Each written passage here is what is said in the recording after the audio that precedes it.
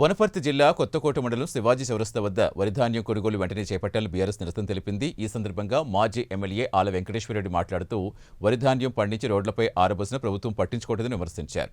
కాంగ్రెస్ ప్రభుత్వం రైతులకు ఇచ్చిన హామీలు నెరవేర్చలేదని, రైతులపై కక్ష కట్టిందని ఆరోపించారు.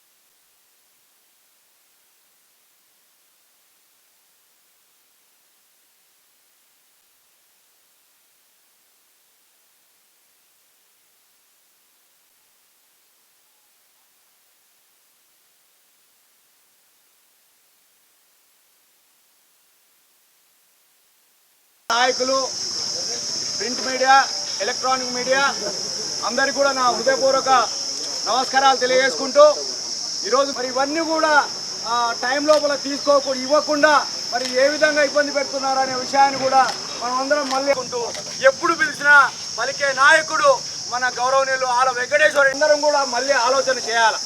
ఈరోజు మరి మీరు రైతు బంధు విషయం తీసుకోండి. జై కేసీఆర్. అందరికీ నమస్కారం. ఈరోజు కొత్తకోట మండల హెడ్ క్వార్టర్లో మాట్లాడుతూ ఉన్నాం. ఒక పక్కకేమో రైతులను ముంచుతూ ఉన్నాం అనే విషయాన్ని మరొకసారి ఆలోచన చేయవలసిందిగా నేను కోరుతా ఉన్నా. ఈరోజు రైతులు ఏదైతే దానికి రైతు వెన్నెముక అనే విషయాన్ని మర్చిపోరాదని సందర్భంగా తెలియజేసుకుంటూ ఇక్కడ విచ్చేసిన మండల గౌరవనీయులు శ్రీ ఆల వెంకటేశ్వరరెడ్డి గారు ఈ రైతుల దగ్గరికి రావడం జరిగింది. మరి ఈ కార్యక్రమం ఎందుకు చేస్తున్నాం అనేది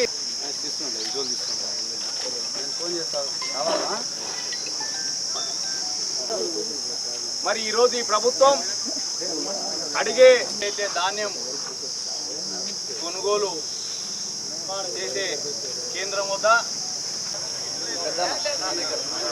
తెలంగాణ